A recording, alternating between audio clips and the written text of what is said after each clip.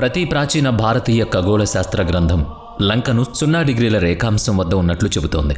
అంటే ఖచ్చితంగా భూమధ్య రేఖ మీద అన్నమాట. కానీ నేటి శ్రీలంక భూమధ్య రేఖ మీద లేదు, కనీసం దాని దరిదాపుల్లో కూడా లేదు.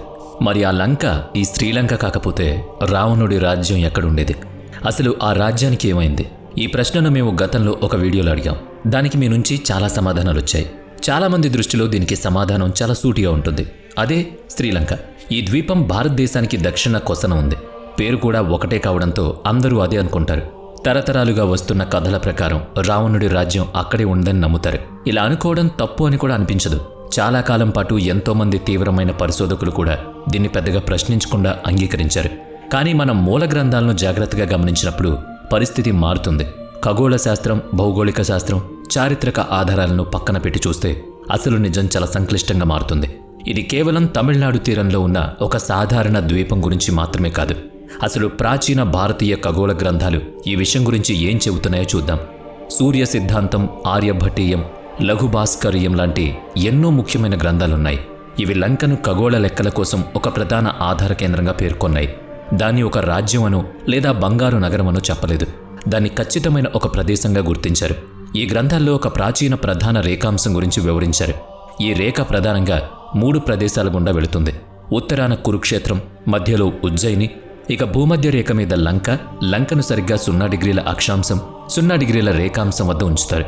సూర్య సిద్ధాంతంలో దీనికోసం నిరక్ష అనే సంస్కృత పదాన్ని వాడారు. అంటే అక్షాంశం లేని ప్రదేశం అని అర్థం. అంటే లంక కేవలం భారతదేశానికి దక్షిణాన మాత్రమే లేదు, అది ఖచ్చితంగా భూమధ్య రేఖపైనే ఉంది. అలాగే ఉజ్జయిని ఉన్న అదే రేఖ మీద ఉంది.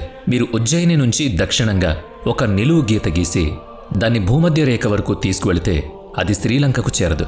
శ్రీలంక ఆ గీతకు తూర్పు వైపున ఎంతో దూరంగా ఉంటుంది. అలాగే భూమధ్య రేఖకు చాలా ఉత్తరాన ఉంది. గ్రంథాల్లో చెప్పిన లెక్కలు ఇప్పటికీ శ్రీలంక ప్రదేశానికి అస్సలు పొంతనలేదు. ఇది మనం తేలిగ్గా వదిలేయాల్సిన చిన్న విషయం ఏమాత్రం కాదు. ప్రతి ప్రముఖ భారతీయ ఖగోళ గ్రంథం సమయాన్ని సరిచేసే లెక్కలకు లంకను ఒక ఆధారంగా తీసుకుంటారు. పాతకాలంలో ఇది ఇప్పుడు మనం వాడే కాలమానాల వ్యవస్థలాగా పనిచేసేది. ప్రధాన రేఖాంశం నుంచి దూరంగా వెళ్లే కొద్దీ సమయం ఎలా మారుతుందో లఘుభాస్కర్యం గ్రంథం చాలా స్పష్టంగా చెప్పింది. లంక అనేది మొత్తం ఖగోళ లెక్కల వ్యవస్థకు ఒక పునాది లాంటిది.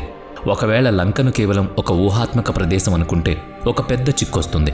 అదే రేఖాంశం మీద ఉన్న కురుక్షేత్రం, ఉజ్జయిని లాంటి ప్రదేశాలు మాత్రం నిజమైనవి ఎలా అయ్యాయో వివరించాల్సి ఉంటుంది. ఇక ఇప్పుడు వాల్మీకి రామాయణాన్ని గమనిద్దాం. సుగ్రీవుడు సీతమ్మ వారిని వెతకడానికి వానర సైన్యాన్ని నలుదిక్కులా పంపుతాడు. అప్పుడు దక్షిణ దిశకు వెళ్లే బృందానికి ఆయన చాలా స్పష్టమైన భౌగోళిక దారిని చెబుతాడు. పక్కనే ఉన్న సన్నని సముద్ర మార్గాన్ని దాటి సమీపంలోని ద్వీపానికి వెళ్లమని ఆయన దిశానిర్దేశం చేస్తాడు. పడమట కనుమల గుండా ప్రయాణం సాగాలని ఆయన వివరిస్తాడు. మలయ పర్వతాలను దాటి దక్షిణాన ఉన్న మహేంద్ర పర్వతానికి చేరుకోవాలంటాడు.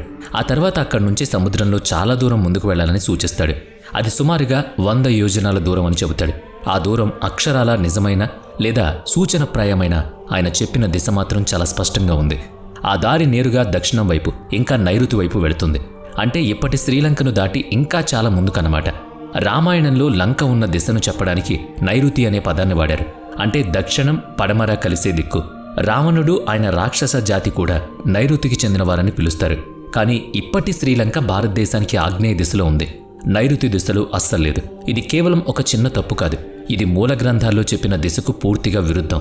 చాలామంది పూర్తిగా విమర్శించే మరొక ముఖ్యమైన సాక్ష్యం కూడా ఉంది. పాశ్చాత్య ఖగోళ శాస్త్రంలో కానోపస్ అని పిలిచే ఒక నక్షత్రం ఉంది. దీన్నే మన గ్రంథాల్లో అగస్త్య నక్షత్రం అంటారు. రామాయణ భౌగోళిక వర్ణనలో ఈ నక్షత్రానికి చాలా ప్రాముఖ్యత ఉంది. సుగ్రీవుడు దక్షిణానికి వెళ్లే బృందంతో ఒక మాట చెబుతాడు. భారతదేశ దక్షిణ కొసన ఉన్న మహేంద్ర పర్వతం దగ్గరకు చేరిన తర్వాతే వారికి ఆ అగస్త్య నక్షత్రం కనిపిస్తుందని చెప్తాడు. ఆ గ్రంథంలో ఈ నక్షత్రాన్ని దక్షిణ ధ్రువానికి అతి దగ్గరలో ఉన్నట్లుగా వర్ణిస్తారు. అది ఏకంగా దక్షిణ ధ్రువ నక్షత్రంలా మారిందని అందులో చెప్పారు. ఇది కేవలం కవులు రాసిన అందమైన వర్ణన కాదు, అది ఖచ్చితమైన ఒక ఖగోళ పరిశీలన. అంతేకాకుండా ఇది చరిత్రలోని ఒక నిర్దిష్ట కాలానికి మాత్రమే సరిగ్గా సరిపోతుంది. భూమి తన కక్షలో తిరిగేటప్పుడు ఏర్పడే మార్పుల వల్ల సుమారుగా క్రీస్తుపూర్వం 12,209 సంవత్సరం నాటికి ఈ అగస్త్య నక్షత్రం సరిగ్గా దక్షిణ ధ్రువ స్థానంలో ఉండేది. అంటే ప్రస్తుత క్యాలెండర్ ప్రారంభం కావడానికి దాదాపుగా 13,000 సంవత్సరాల క్రితం అన్నమాట. ఈ విషయాన్ని సూర్య సిద్ధాంతం కూడా నిర్ధారిస్తోంది.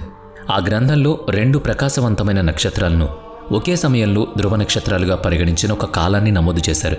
వాటిలో ఒకటి ఉత్తరాన ఉన్న అభిజిత్ నక్షత్రం, ఇంకోటి దక్షిణాన ఉన్న అగస్త్య నక్షత్రం. వేర్వేరు మూలాల నుంచి వచ్చిన ఎన్నో సంకేతాలు ఒకే తేదీని చూపిస్తున్నాయి. అది సరిగ్గా 13,000 సంవత్సరాల క్రితం. ఇక్కడే భూగర్భ శాస్త్రం చాలా అవసరం అవుతుంది. సుమారు 14,000 సంవత్సరాల క్రితం మంచు యుగం పతాక స్థాయిలో ఉన్నప్పుడు ఆ వెంటనే కూడా ప్రపంచవ్యాప్తంగా సముద్ర మట్టాలు ఇప్పటితో పోలిస్తే సుమారుగా 120 నుంచి 140 మీటర్లు కిందుండేవి.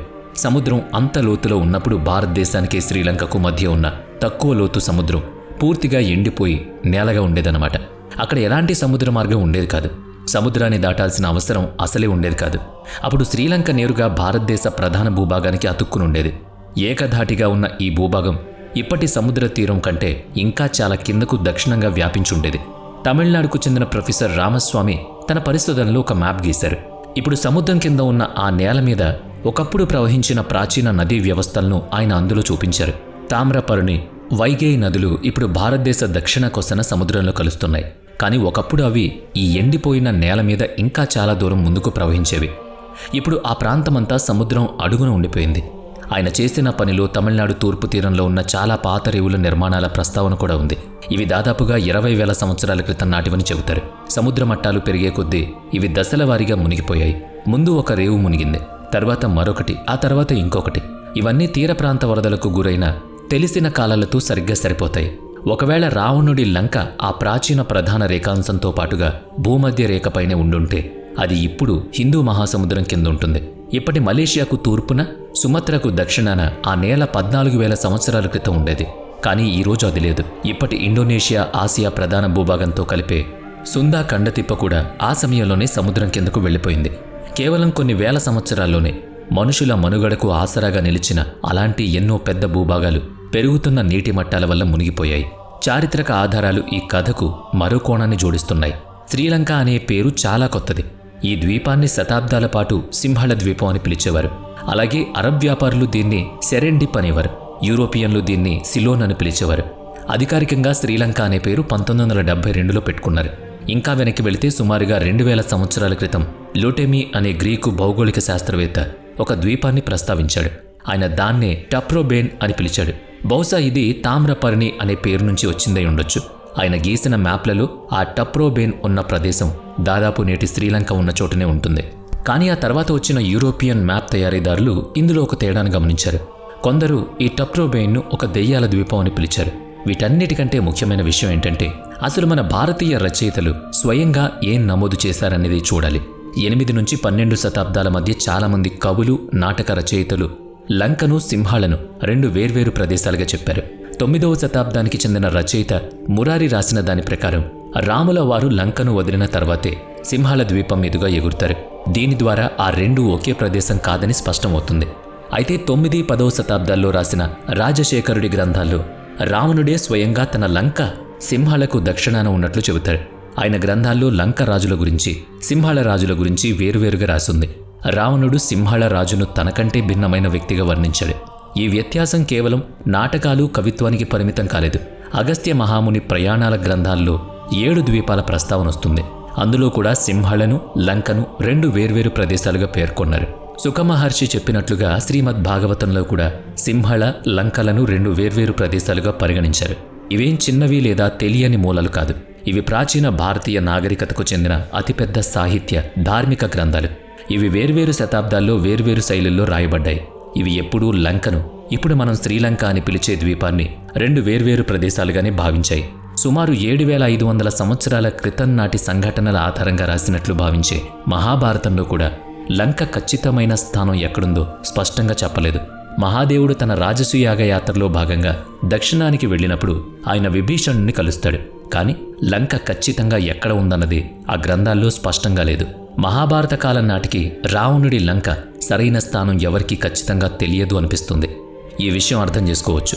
ఎందుకంటే అసలు ప్రదేశం మహాభారత సంఘటనలకు 1000 సంవత్సరాల ముందే సముద్రం కింద మునిగిపోయి ఉంటే ఇలాగే జరుగుతుంది.